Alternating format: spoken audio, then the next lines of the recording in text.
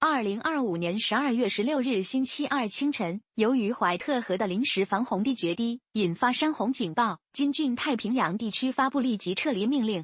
居民在撤离通知和不断上涨的洪水中醒来，一些人需要乘船救援。大约220户房屋被疏散。老年人活动中心开设了一个临时避难所，一些居民被转移到奥本的避难所。陆军工程兵团减少了芒德芒丹水坝的泄流量，以支持修复工作。